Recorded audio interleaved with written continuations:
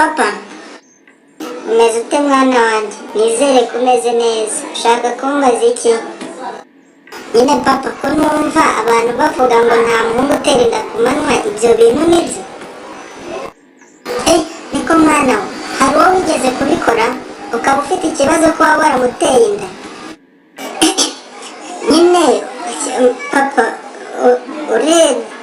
urebye oya ntabyo nakoze.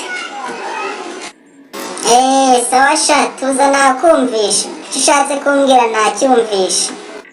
Mbega umunsi nazibagirwa we, byari weri kabisa papa, ahubwo nawe ndabigutuye, simani mfashe birebye ibyo bambwiye. Nuko se sha ubundi Kado, ahangaha usibye bashiki bawe ko nta wundi mukobwa uhari, usibye nanone uriya mukobwa wa mushiki wanjye, kandi ubizi ko ibintu by'imiryango bigira ingaruka, ubwo waba warabikoranye nande?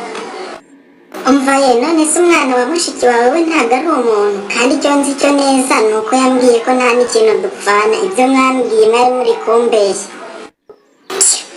Umva shaka do, ntukamenyere, ubwo ni njye ugize ibandi ko ntazi amasano dufitanye na mushiki wanjye.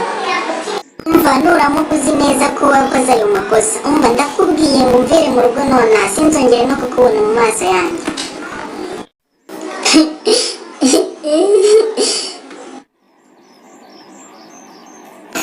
Buriya Kadogo, muri iki gitondo aje kumbaza iki?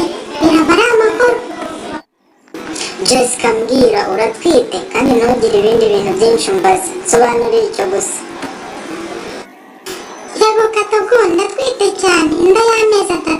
Siwishimiye kuba papa w'abana banjye se? Jessica, iturize nabyumvishe, ahubwo amakuru mashya ejo uzaze gutabara Kadogo azaba yapfuye, kandi nta kindi ndenzaho, wirweho neza.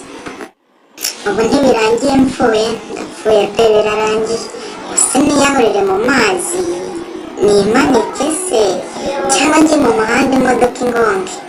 Sha ndapfuye pe, nziza iki? Ubu se mw'ijuru ho bazanyakira? Cyakoze Imana impe kuzakirwa mu bwami bwo mw'ijuru nubwo ngiye nkoze ibyaha. Welcome to Jacques Cartoon Production, JCP.